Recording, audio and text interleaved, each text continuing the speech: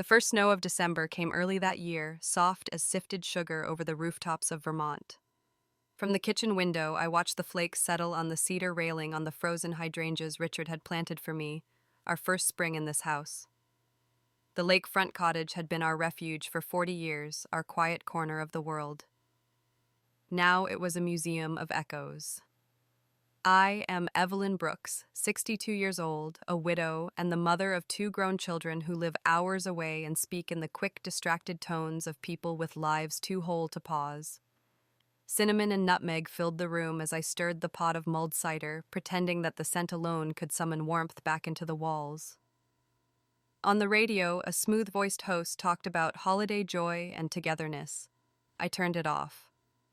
Richard had died 3 months earlier, heart failure, the doctor said, sudden but merciful.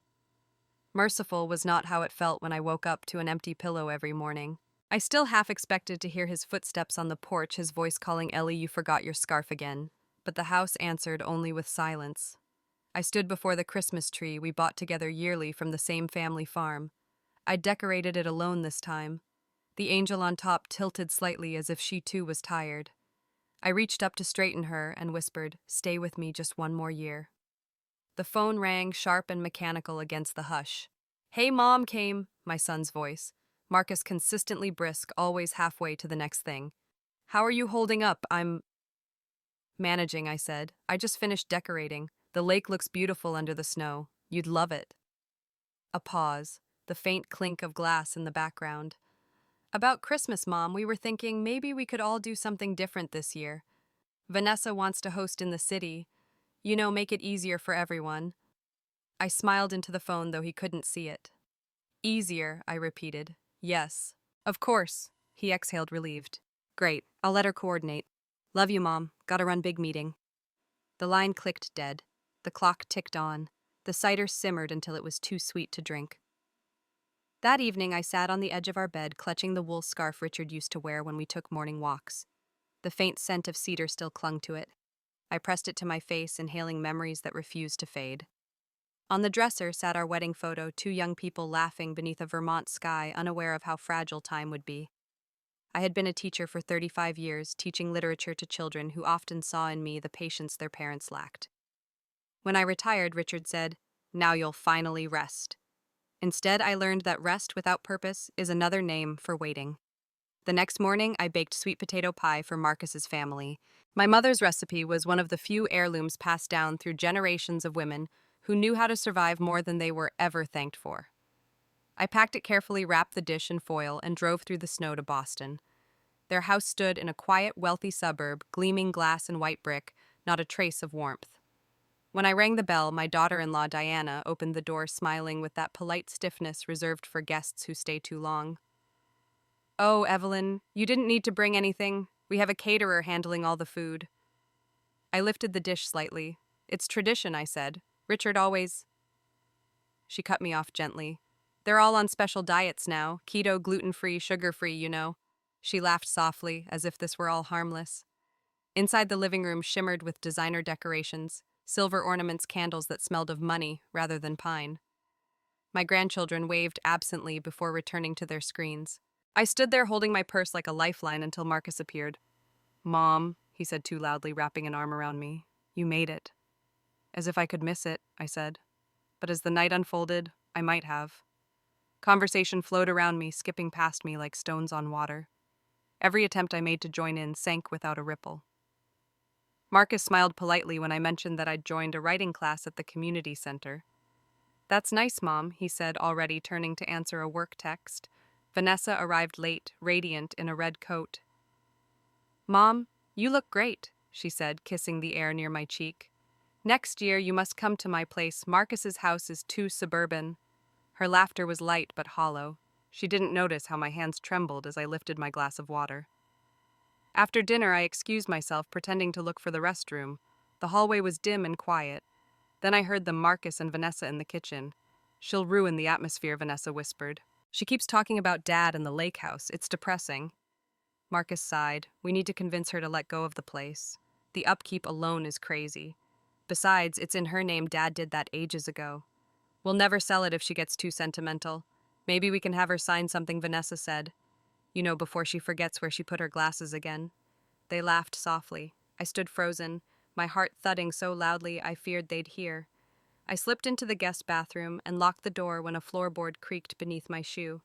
My reflection in the mirror looked smaller than I remembered, shoulders hunched, eyes rimmed red. When did I start fading? I whispered to that stranger. I left early the next morning. Snow had started falling again, erasing tire tracks and footprints alike. When I reached home, the lake was a sheet of silver glass. I turned off the engine and sat in silence. My children's voices still echoed in my head. Not angry, not cruel, just indifferent. Somehow that hurt more. Inside, the air was cold. I turned on the lamp in Richard's study, which he'd always kept by the window. His chair still held the indentation of his body, as if waiting for him to return. On the desk lay a sealed envelope. The lawyer had delivered it weeks ago, but I hadn't been ready to open it. Now I was. Inside was a letter written in his careful handwriting. My dearest Evelyn, if you're reading this, I'm gone sooner than we planned. You've always carried this family on your shoulders, quietly and visibly. I left the lake house alone in your name. It was my gift to you so that one day you might remember that your life is your own. Whatever you decide to do with it, please do it for yourself, not for them. With all my love, Richard. The tears came slowly, not from grief, but recognition. For years I had mistaken silence for strength, accommodation for love. I had been the still water everyone drew from, never realizing how low the well had gotten. I folded the letter, placed it on the mantel, and whispered, "Maybe it's time I stop asking to be seen." Outside, the lake shimmered beneath the moonlight. Snowflakes drifted across the frozen surface like tiny ghosts of every Christmas past. Somewhere deep inside me, something began to thaw, a quiet, dangerous warmth called resolve. I dreamed of Richard standing by the lake in his old flannel coat that night. He looked younger, alive. "What should I do?" I asked him. He smiled the way he always did when I overthought things. "You already know," he said. When I woke, the answer was waiting in the hush between heartbeats. I will not disappear quietly. If you've ever been made to feel invisible by the people you love, know this. Your worth is not measured by how well you serve others. Sometimes the bravest thing you can do is stand up in the quiet and say, "I matter too." Tell me in the comments, have you ever reached a moment when you realized you'd given too much of yourself? And if Evelyn's story touches you, stay with her through the following parts. Her winter is just beginning, but so is her freedom. The following week, the lake froze solid. The morning air was the kind that bit gently at the skin, leaving your breath visible like smoke. I opened the curtains and watched a fox cross the white expanse, its paws barely sinking into the snow. Somewhere under that sheet of ice lay the reflection of a life that used to be mine.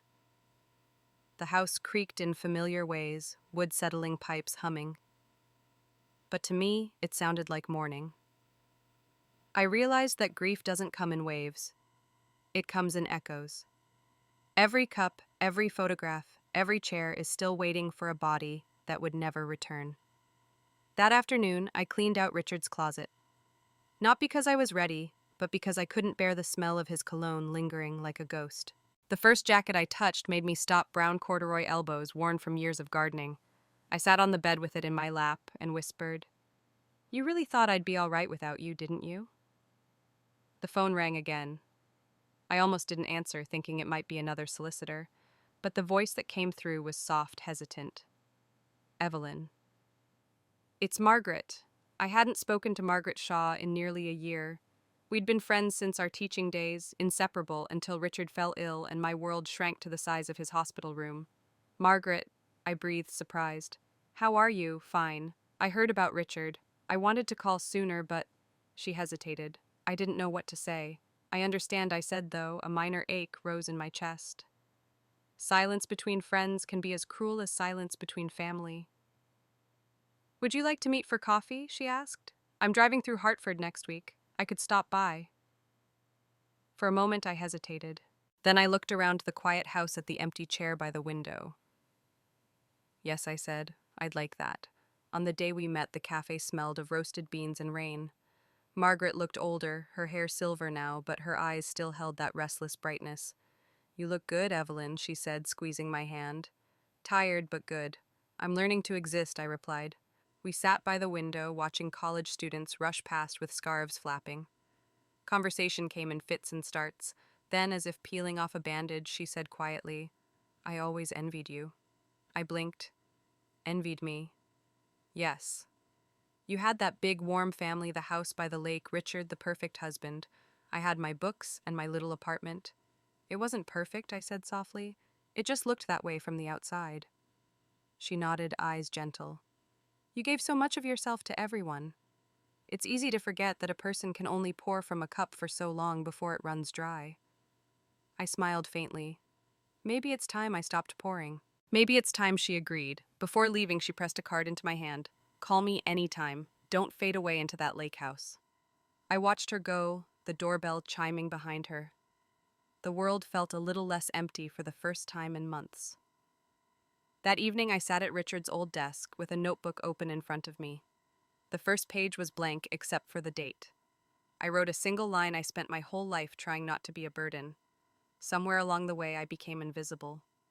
Then I began to write everything I'd never said to Richard, my children, myself.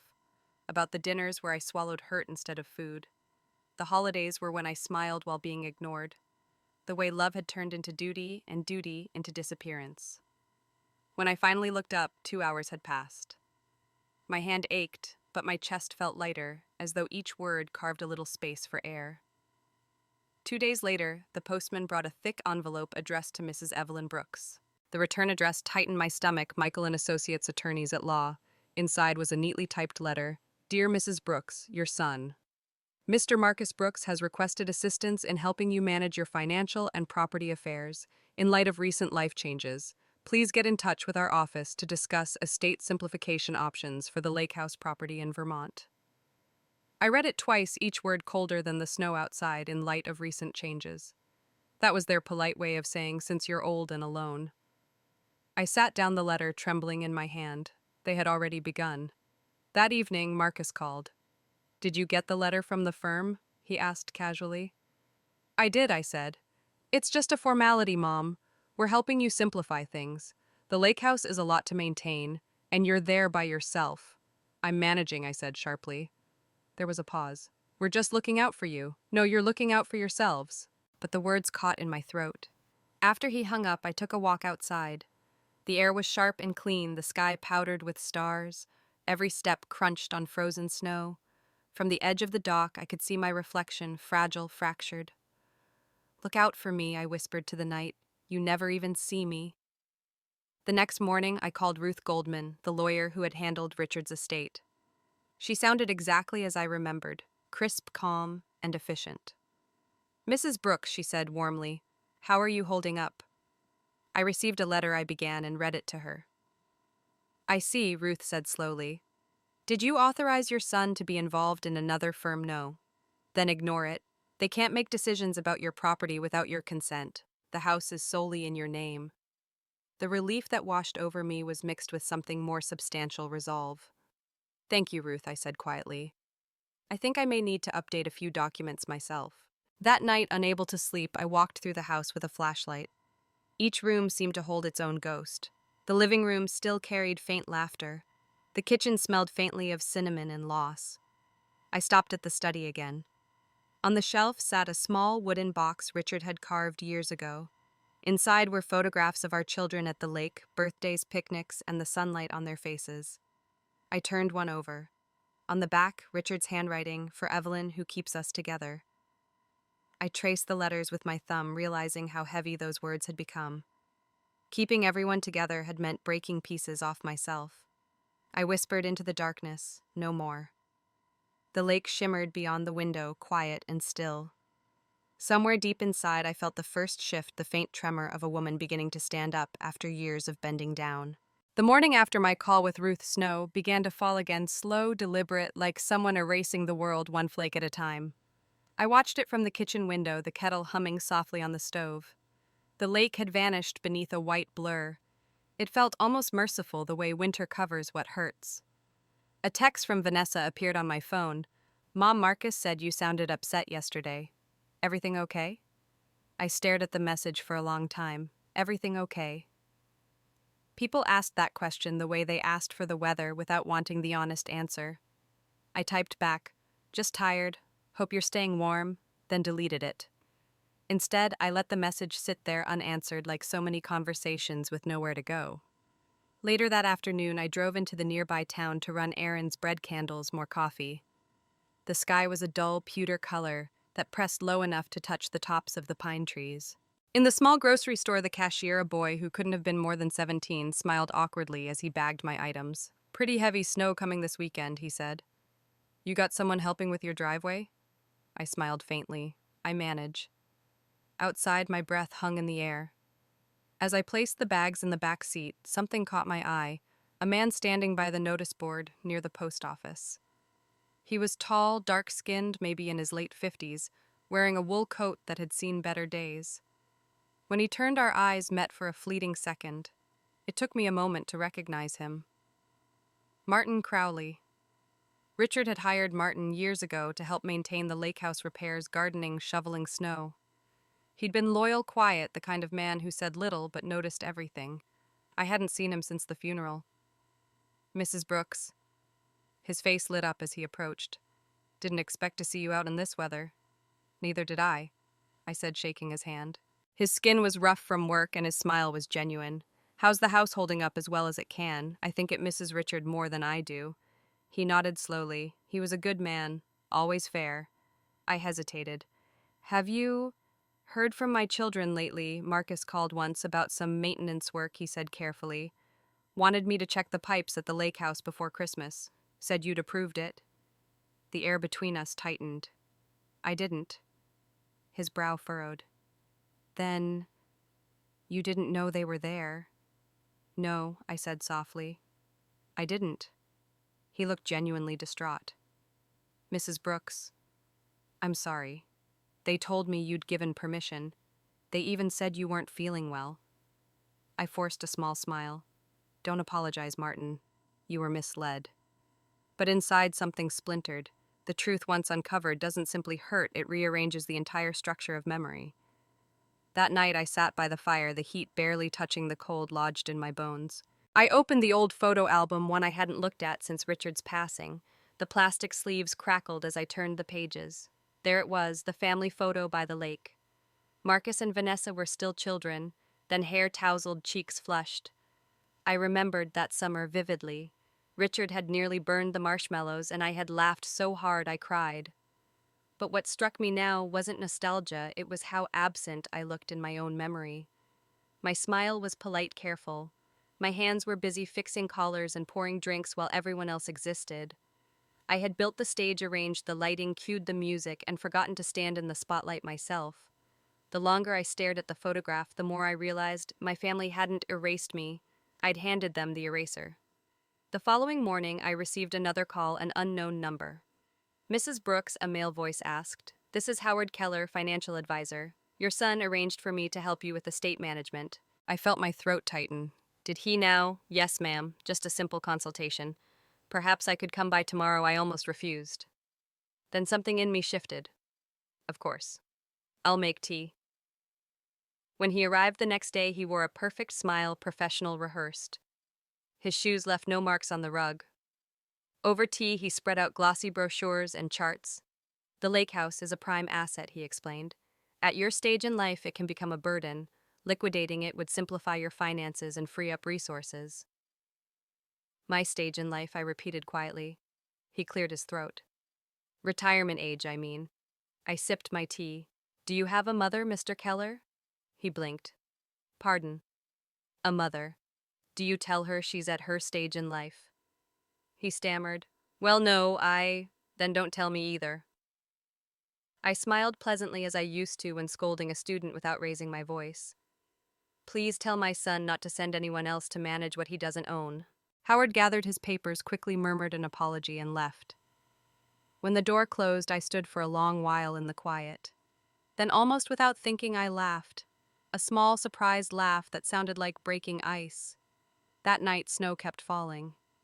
I couldn't sleep, so I went to the porch, wrapping myself in Richard's scarf. The lake was hidden beneath a milky haze. I thought about the years I'd spent in the shadows of other people's needs, how many times I'd said yes to avoid being seen as difficult. A faint sound drew my attention, a soft tap against the window. I turned. A branch had bent under the weight of snow brushing against the glass. Its movement left delicate streaks across the pane like handwriting from another world. I pressed my palm to the window and whispered, "I see it now." The house isn't empty. It's waiting for me to come home to myself. For the first time since Richard's death, I felt not just alive, but awake. For 3 nights after Howard Keller's visit, sleep came and went like a guest who refused to stay. I'd wake to the sound of the wind moving through the eaves, or the soft creak of a board that carried no footsteps. The lake outside gleamed faintly under the half-moon, smooth and white as porcelain. I often found myself standing at the window at 3 in the morning, whispering into the quiet, "I'm not done yet." One night, unable to bear the restlessness, I went into Richard's study. The air smelled faintly of cedar and dust, which had become his signature. I ran my fingers along the shelves he'd built with his hands solid oak, neatly lined with books on literature and finance. Then my hand stopped on something uneven. Behind a row of Dickens novels, the wood panel seemed slightly out of alignment. For a moment, I thought it was simply age. But curiosity, an old stubborn instinct, nudged me. I pressed lightly. The wood gave a hollow sound. "Richard," I murmured, almost smiling. "What have you hidden this time?" I fetched a small screwdriver from the kitchen drawer and carefully pried the panel loose. Behind it was a small steel safe that you'd never notice unless you knew exactly where to look. My heart began to pound, not from fear, but from the strange intimacy of finding a secret left behind by someone who'd loved me. The combination lock stared at me mute.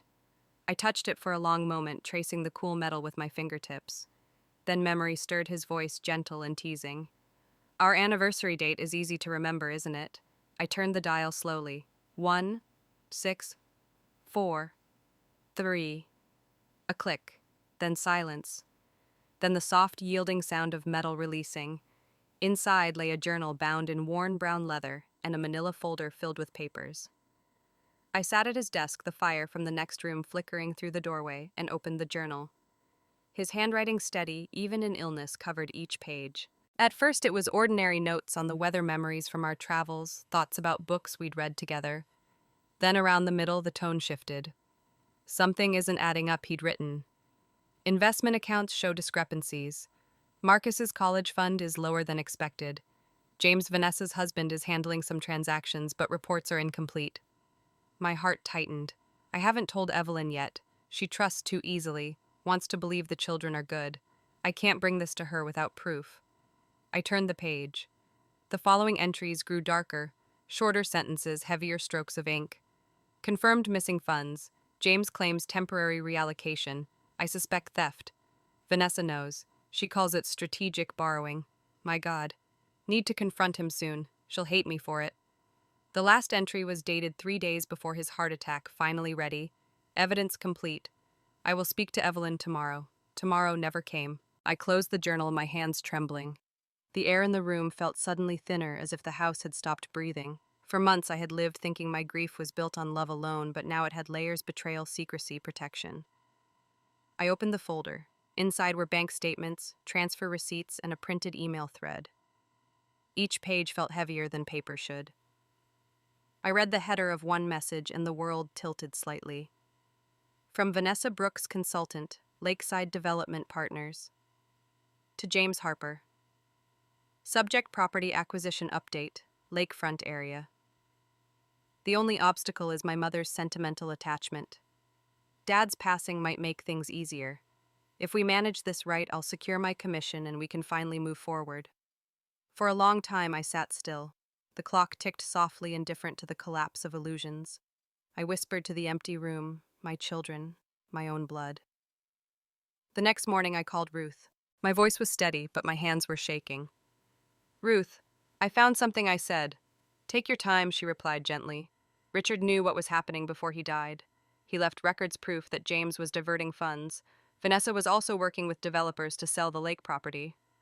I could hear the rustle of papers on her end, then silence. "Evelyn," she said finally, "you need to bring everything to me. Today." Driving to Hartford that afternoon felt like crossing into another life. The folder sat on the passenger seat beside me, sealed with a rubber band. Outside, the snow glittered under a weak sun.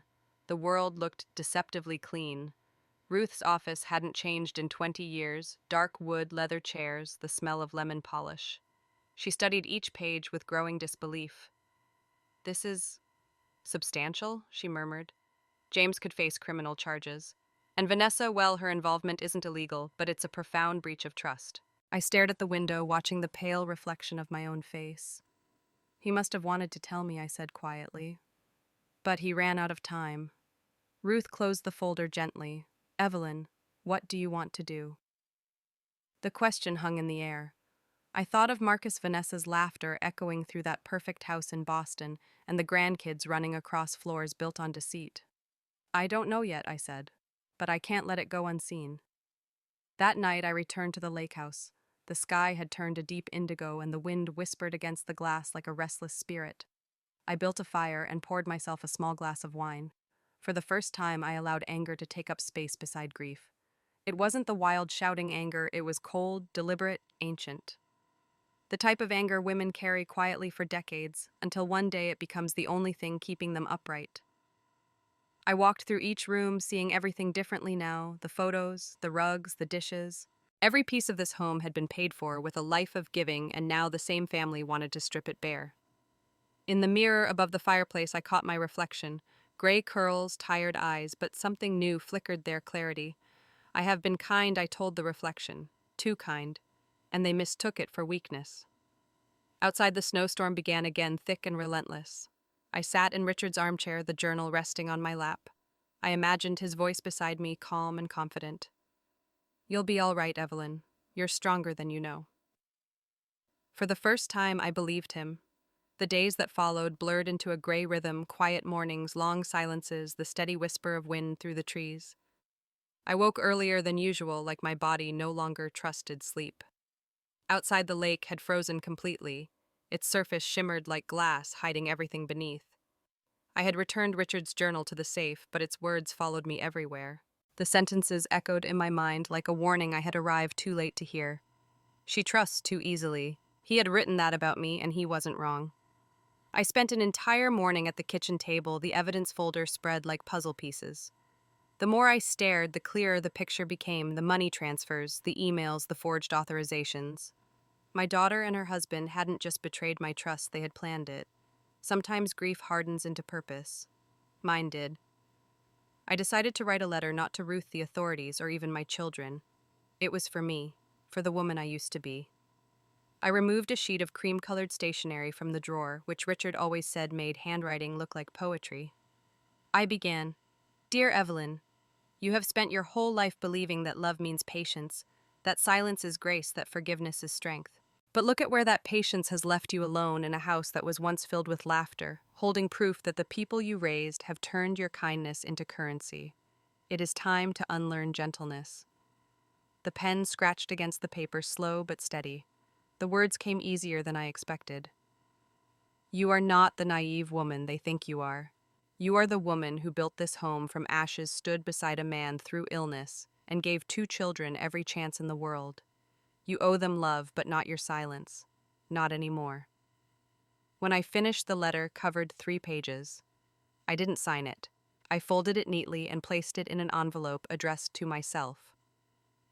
That afternoon, I drove into Hartford again to meet Ruth. Snow had stopped, but the sky hung low and gray. She looked up as I entered, her expression both professional and kind. Evelyn, she said, I've reviewed the documents. You have options, but they're not easy ones. Tell me, I said. She laid out 2 paths on the table. One, we can file a formal case against James for embezzlement. It will expose everything, but it will be public. It will affect your daughter's reputation, possibly her job. She paused. 2, we contact them privately, present the evidence, and give them a chance to return what they took quietly. It would protect the family name, but might not provide you with justice. I looked down at my hands. The skin there was thin, marked by years of cooking, cleaning, comforting. Justice, I said slowly, isn't what I need. Truth is, Ruth nodded. Then I'll prepare the letter to their attorney. You should expect a reaction soon. By the time I returned home, dusk had fallen. I parked the car and sat for a while, watching the orange light of the sunset bleed into the frozen lake. The world looked peaceful, deceptively so. I thought of Vanessa as a child, how she used to collect pebbles by the shore and once said, I want to be like you, Mom, strong but quiet. Somewhere along the way, she had learned silence but forgotten strength. Inside, I lit the fire and poured tea. The house glowed softly as if trying to comfort me. I laid out the letter I'd written to myself earlier on the table. I read it once more slowly aloud this time. My own voice sounded strange in the stillness, older, firmer. Then I tore the letter in half, then into smaller and smaller pieces until it was nothing but confetti of words. I let the pieces fall into the fire. The flames licked them gently, turning them into tiny stars before swallowing them whole. That letter had done its work. It had released me. The next morning brought a different kind of silence. The phone rang once, twice, and when I answered, the voice on the other end was clipped, controlled. Mother Vanessa said, "We need to talk." Her tone was polite, but underneath it was steel. "Ruth reached out to your office," I asked. "Yes," she said sharply. "She sent something accusing James of fraud." "Do you realize what that means for my career?" "I realize precisely what it means," I replied. "You could have come to me first," she snapped. "Instead, you go behind my back with lawyers. For God's sake, Mom. What are you trying to do? Destroy us?" Her words were so familiar that it almost felt rehearsed. I'd spent decades absorbing other people's anger, softening it before it reached them. But not this time. "I'm not destroying anything," I said evenly. "I'm stopping a theft. And if your definition of us includes the man who stole from your father's trust, then maybe it's already destroyed." There was a sharp inhale on the line. Then quietly, "You've changed." "I've remembered," I said, "that's all." Then she hung up. The rest of the day passed like a blur. I went through the motions, laundry, dishes, the quiet rituals of living alone, but my mind hummed with an odd clarity. Fear and relief had finally found a balance inside me. That evening, there was a knock at the door. I opened it to find my son Marcus standing on the porch. His face was pale, his eyes tired. He looked smaller somehow, as if guilt had carved away pieces of him. "Mom," he said softly, "can I come in?" I stepped aside. He entered cautiously, like someone approaching sacred ground. We sat across from each other at the kitchen table. For a long moment, neither of us spoke. Then he said, "Vanessa called me. She's furious. She says you're ruining everything." I looked at him carefully. "And what do you say, Marcus?" He rubbed his temples. "You're right. I just don't know how to stand between you and her." I studied his face, the same freckle near his left eyebrow, the same nervous fidgeting Richard used to have. "My son is caught between loyalty and truth. You don't need to stand between us," I said quietly. "You need to stand somewhere for once." He looked down. "She's my sister." "And I'm your mother," I replied. "And your father's memory deserves more than silence." His eyes glistened. I didn't know about the money, not until now, but I knew something was wrong. I reached out and placed my hand over his. "Then it's time to stop pretending." He nodded slowly, tears blurring his gaze. "I'm sorry, Mom. I know I said, and that's a start." When he left, the house felt lighter. Outside, the snow had begun to melt at the edges, tiny rivers forming along the path. The ice on the lake cracked faintly in the distance, a sound like the world exhaling. I walked to the window and whispered to the air, "Richard, it's happening. The truth is coming out." And for the first time, the silence didn't feel like loneliness. It felt like peace. 3 days after Marcus's visit, the storm hit. It began as a slow hiss of wind across the lake, then thickened into a roar that made the windows tremble. I could feel the house brace itself like old bones do before a fall. The trees bent low under the weight of snow. Even the birds had vanished into the whiteness. Inside, I crept, lighting candles in case the power failed. The flames flickered along the walls, making the house look alive and haunted. That's what it was, a place full of ghosts who refused to leave until I'd learned how to face them. By nightfall, the phone rang again. I hesitated before answering. "Mother." Vanessa's voice, flat, contained. She said, "The storm hasn't stopped you from ignoring me." I exhaled slowly. "The storm isn't the only thing I've survived, Vanessa." There was a pause, then sharper. "You don't understand what you've done. The company knows about the allegations. They're investigating James. My name's being whispered in meetings."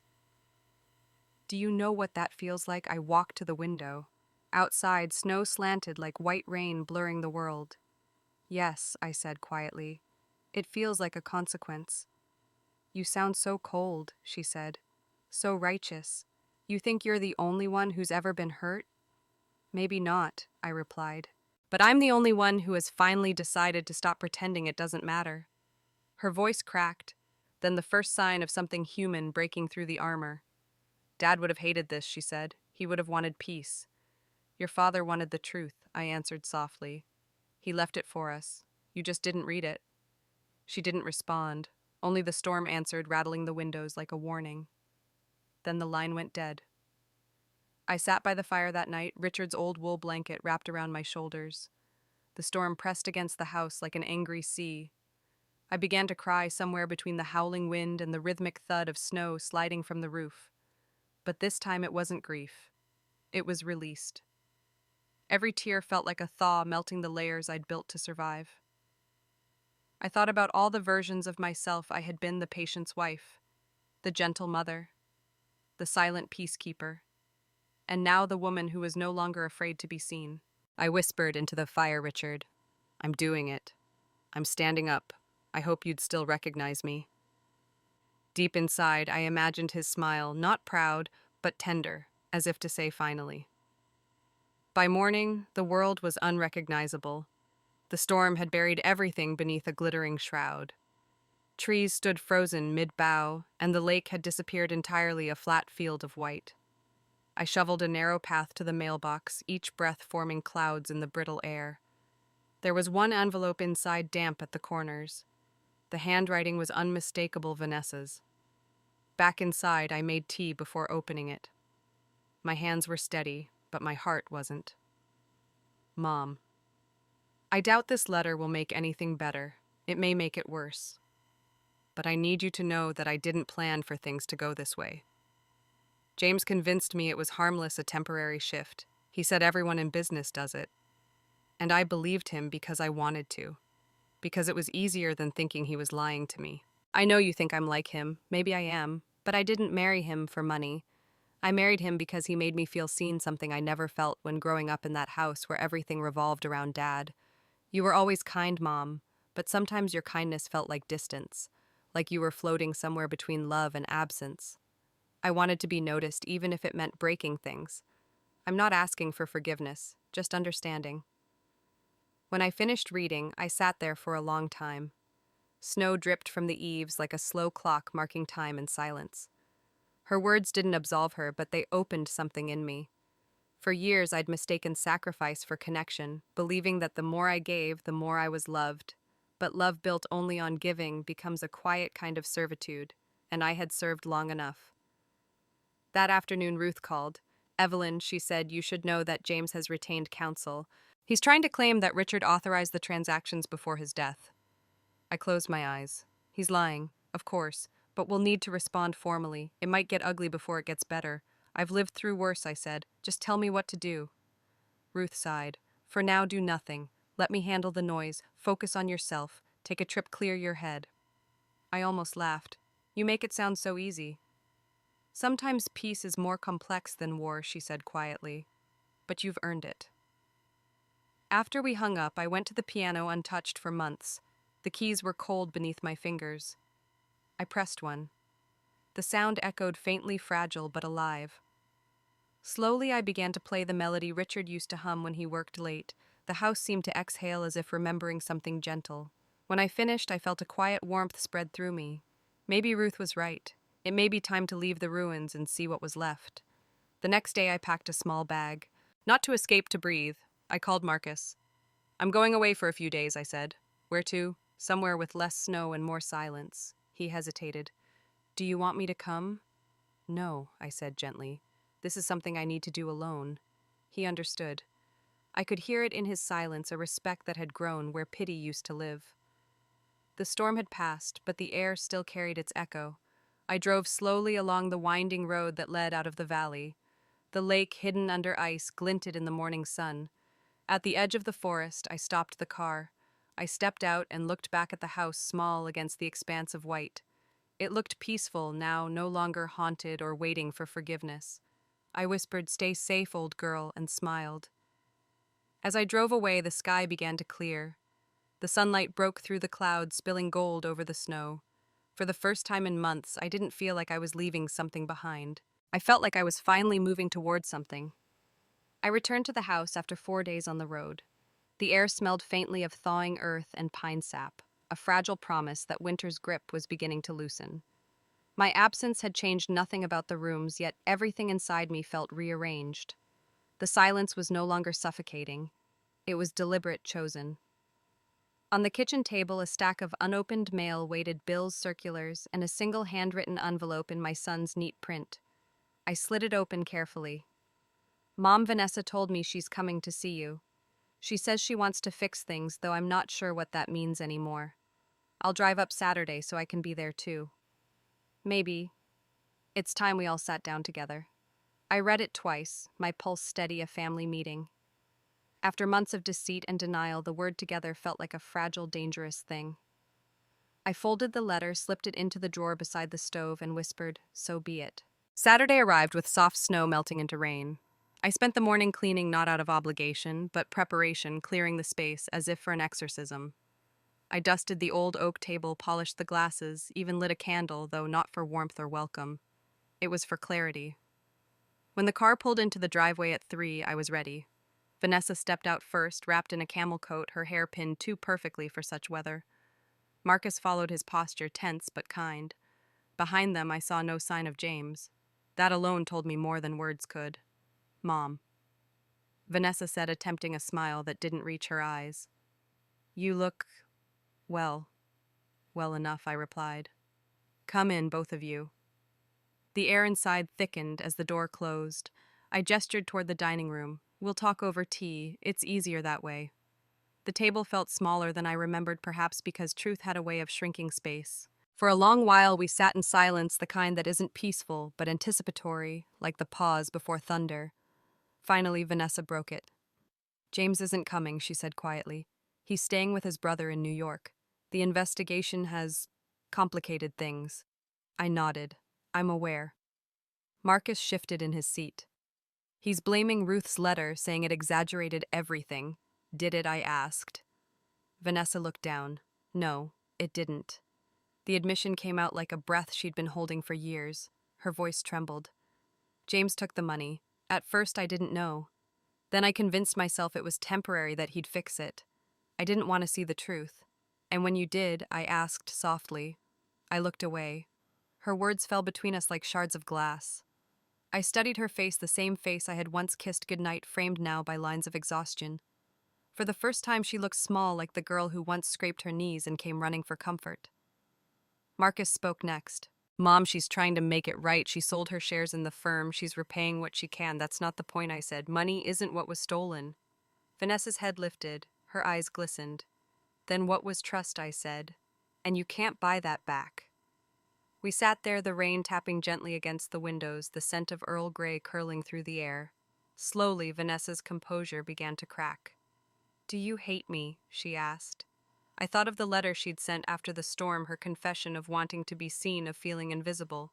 I had read it 3 times since. Hate was too simple a word for what I felt. "I don't hate you," I said. "I'm disappointed. And tired. But hate, no. I don't think mothers ever stop loving their children. They stop protecting their illusions." Her lips quivered. "I don't know how to start again." "By telling the truth," I said. "Not just to me, to yourself." She nodded, silent tears tracing down her cheeks. Marcus reached across the table, his hand covering hers. For a fleeting moment it looked like family again, fragile, trembling, but real. After tea, I excused myself to fetch a box from the study. Inside was Richard's journal, the one that had changed everything. I placed it on the table between us.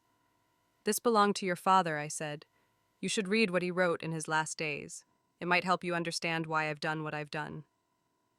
Vanessa hesitated before opening it. Her hands shook as she flipped through the pages. I watched her eyes scan the familiar handwriting, watched the recognition, the shame, the grief rise and fall like waves across her face.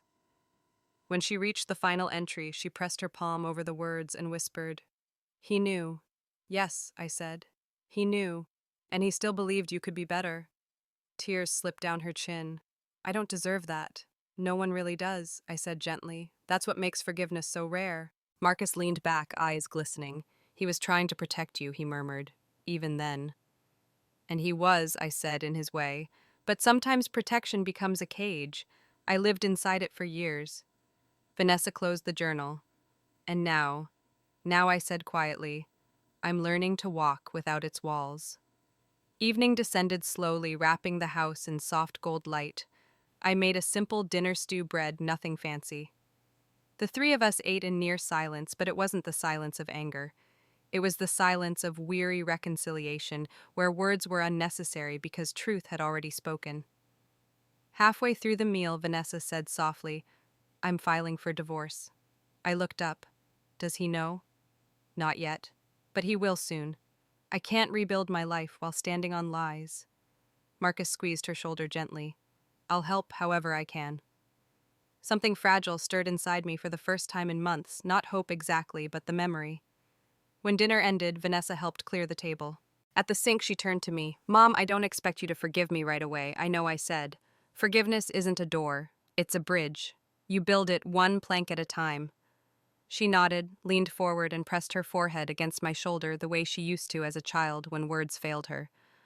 I stood still, letting her tears soak through my sweater, my own eyes stinging.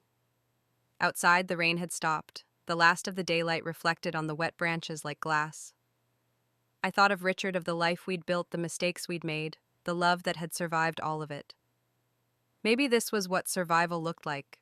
Not victory, not vengeance, but the quiet act of sitting at the same table after everything had broken and daring to begin again. Spring came late that year. The ice on the lake broke slowly, like a body learning to breathe again after a long sleep. From my window, I watched the thaw crawl across the water, delicate, deliberate, until the surface rippled with new life. It had been nearly 2 months since that dinner. The house no longer echoed with tension. It exhaled peace, the quiet that grows after truth has burned everything false away. Marcus called often. Vanessa less so, but her messages were softer now, shorter, humbler. Whenever I saw her name light up on my phone, it no longer filled me with dread. It filled me with something like cautious relief. One afternoon, Ruth came by with papers. Her coat was flecked with pollen, and she smelled faintly of lilac. It's done, she said, laying the envelope on the table. The transfer is complete. The property's officially under the Conservation Alliance. They'll preserve the land as you requested, in yours and Richard's names. I ran my fingers over the embossed seal. So it's no longer mine, I murmured. Ruth smiled gently. Maybe it never was. You just held it until you were ready to let go. Her words landed softly like a benediction. That evening I walked down to the lake. The path was muddy, but the air was full of birdsong. The world smelled alive again. The old dock creaked under my weight as I stepped onto it. I used to come here with Richard on quiet evenings, a thermos of coffee between us, the world dissolving in mist. Now only the sound of water remained lapping against the wooden posts like a slow heartbeat. I thought of how much time I'd spent fighting to keep this place not for greed, but for memory, as if the walls and the trees could prove that love had existed here. But love doesn't live in wood or stone. It lives in the people who dare to remember without bitterness. I closed my eyes and let the wind brush my cheeks. For the first time, I didn't feel haunted by this house. I felt thanked. The following weekend, Vanessa came alone. Her face was thinner, her eyes quieter. She carried a small box wrapped in linen. For you, she said, setting it on the table. I found it while packing up the apartment. Inside lay Richard's pocket watch, the one that had gone missing after the funeral. I hadn't realized how much I missed it until I saw it again. The gold dulled with age, and the second hand trembled faintly when wound. I thought it was lost, I whispered. James kept it in his drawer, Vanessa said. I didn't know until last week. She hesitated, then looked at me. I filed the divorce papers yesterday. I met her eyes. How do you feel? She took a deep breath. Free. Terrified. But free. A small laugh escaped me, the first genuine one in months. That sounds about right. She smiled faintly. I wanted to see this place before it changes. It won't change, I said. It just won't belong to us anymore. It'll belong to something larger. Vanessa nodded. That may be better. It deserves more than we gave it. We stood at the window watching the lake glitter in the afternoon sun. For a while we said nothing. Then she whispered almost to herself, I used to think strength meant never breaking. Now it means learning how to rebuild. Her words found me like an echo of my own heart. That night we shared dinner, just soup and bread, And afterward, Vanessa helped me fold laundry, an ordinary act that felt extraordinary simply because it was peaceful. No accusations, no walls, just the rhythm of cloth and breath. Before leaving, she hugged me. Really hugged me, not the polite, quick embrace of habit, but the kind that lasts. I felt her shoulders shake, her heartbeat steady against mine. "I'll come back soon," she said. "You always have a place to come back to," I answered. As her car disappeared down the gravel road, I stood at the porch and realized I wasn't sad. I was grateful. We were thankful that we had reached this point bruised but not broken. Days passed gently after that. I began teaching a small reading group at the community center in Hartford, women my age, some widowed, some divorced, all searching for a way to speak their stories aloud. We read Baldwin Morrison and Angelou. We discussed loss survival and how silence can wound or heal depending on who holds it. One evening after class, a woman named Clara said, "You talk about your husband like he's still here." I smiled. "In the ways that matter, he is." When I drove home that night, the stars over the lake were so bright they looked close enough to touch. I parked the car and stood outside for a long time, letting the night wind circle me like an embrace. Somewhere a loon called across the water, mournful and beautiful. I whispered, "I hear you." It wasn't Richard's voice I heard in return, but mine. And for once that was enough.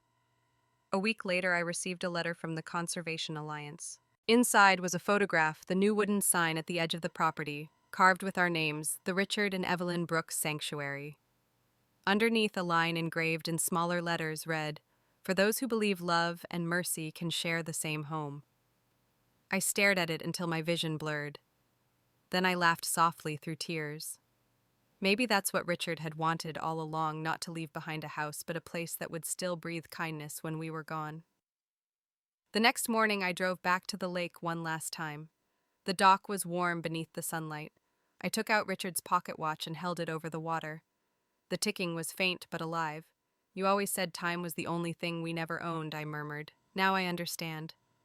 I wound it once, just enough to hear its steady rhythm again, and then placed it gently on the wooden post. The wind caught my scarf, carrying the scent of spring across the lake. I stood there for a while, watching light dance across the ripples. For the first time, I didn't think of endings, only of beginnings. The summons arrived on a pale morning in May. A single sheet of paper folded sharply resting among the mail like an uninvited guest. The hearing, it said, would be held in Boston Superior Court, James Carlisle versus the estate of Richard Brooks. I stood there for a long while, the letter trembling slightly in my hand. I had known it would come. Ruth had warned me. Men like him, she'd said, never surrender quietly. Still seeing it written in black ink, official and cold, felt like reopening a wound that had just begun to heal. The lake shimmered outside, calm as glass. The sanctuary project had already begun. Workers came every few days, marking boundaries, restoring native plants. Yet now that peace seemed fragile again, like a reflection easily broken. I called Ruth. She picked up on the first ring. "I got the notice," I said. "I assumed you would. He's really going through with it. He's trying to claim Richard's authorization as valid, but we have every document proving otherwise.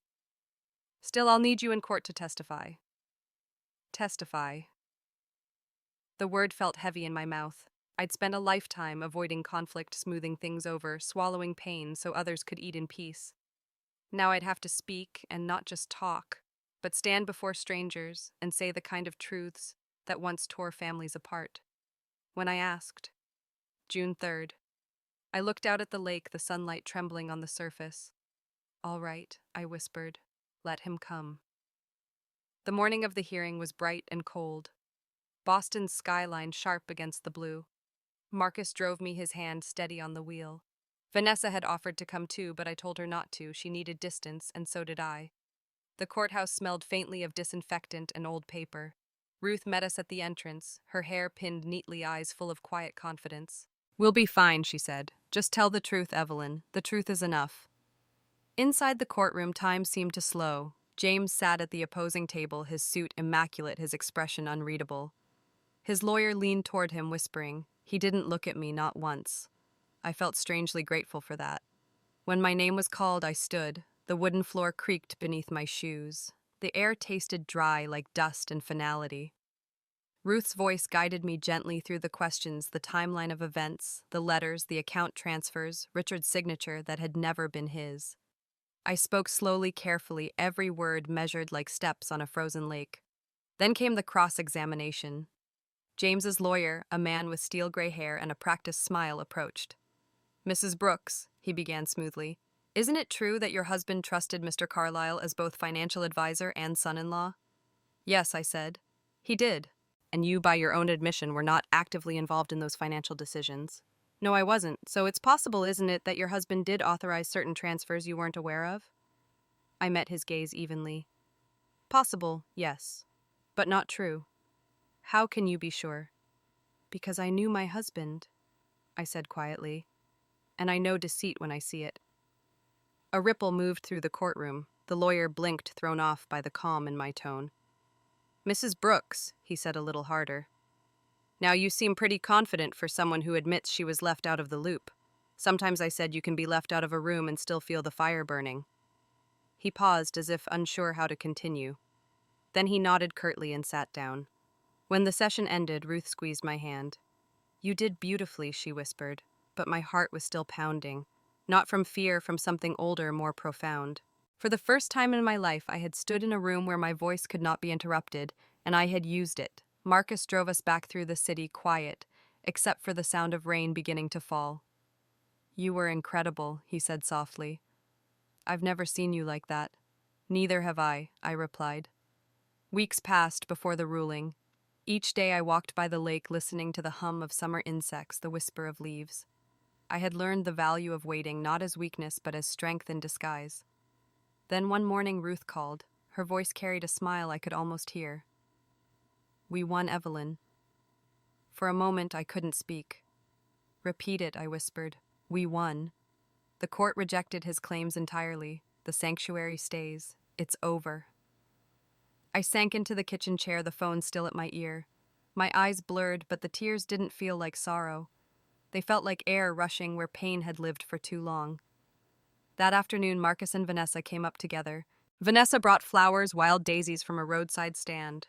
She said with a shy smile for the woman who doesn't lose. "Oh, I've lost plenty," I said, laughing. "Just not today." We sat on the porch as the light turned gold. The air was warm, filled with the hum of cicadas.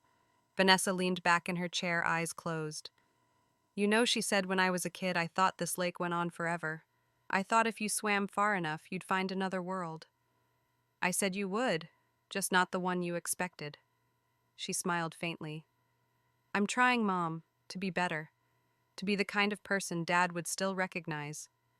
I reached over and brushed a strand of hair from her face. "You already are."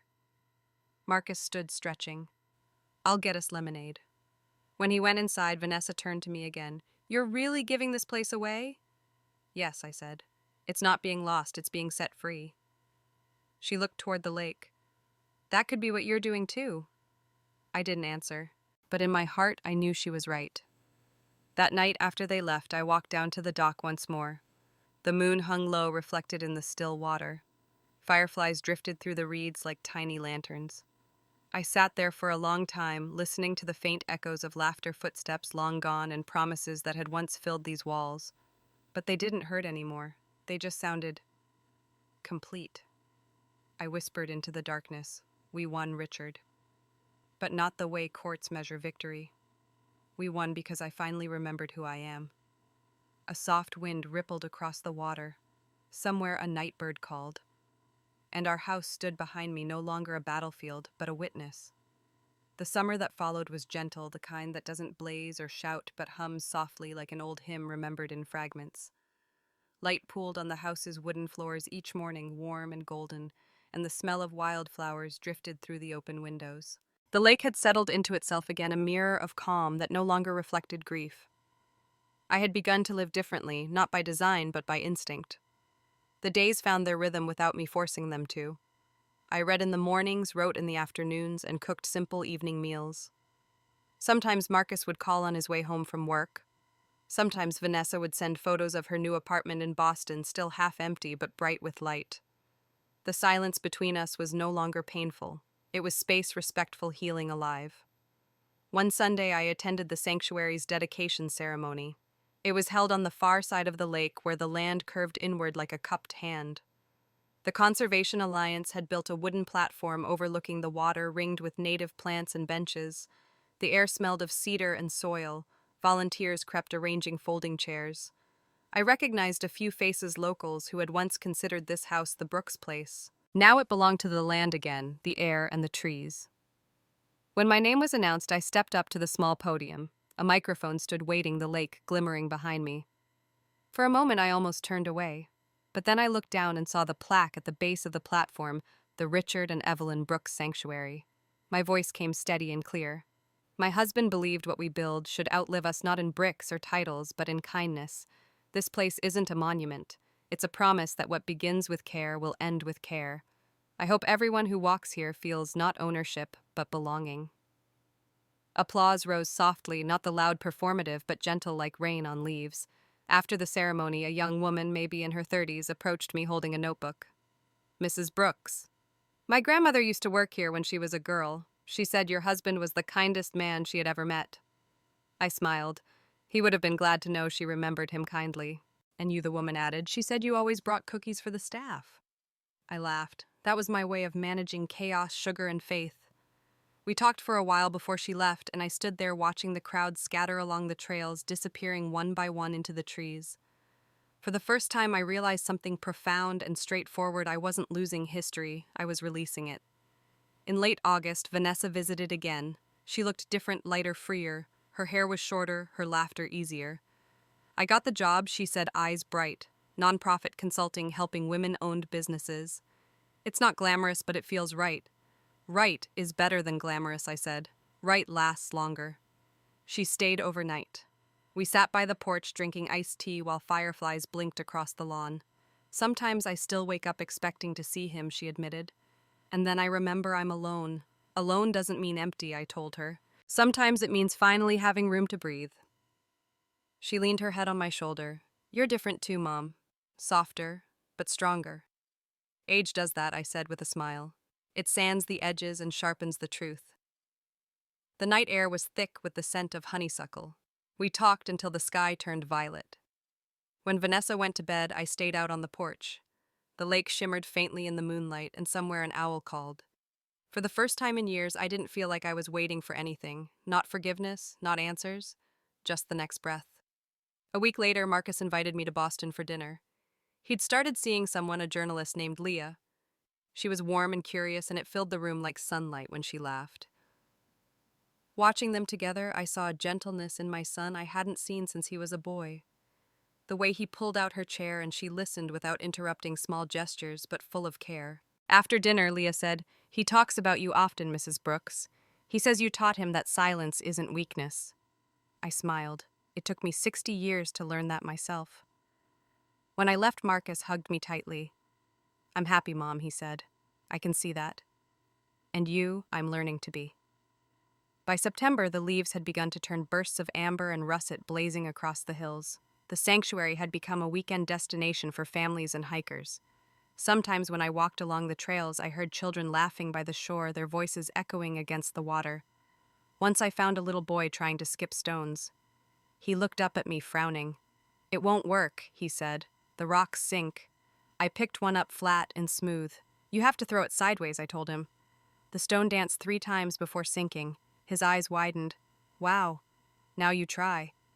His first throw made only 1 skip, but the joy on his face was pure and bright. He ran off shouting, "Mom, I did it." I smiled after him, feeling something rise in my chest, the simple, wordless peace of knowing that the world keeps renewing itself even when we stop watching.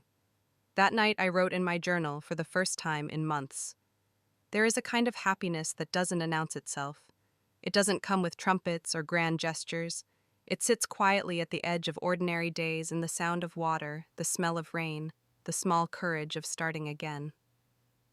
When I finished, I set down the pen and let the words rest. Outside, the wind moved gently through the trees, whispering a lullaby only the living can hear. I closed my eyes and thought of everything this house had seen, the love, the betrayal, the grief, the forgiveness. It had held them all as steady as the lake, and now it was holding peace. The kind that doesn't ask for applause, the kind that is.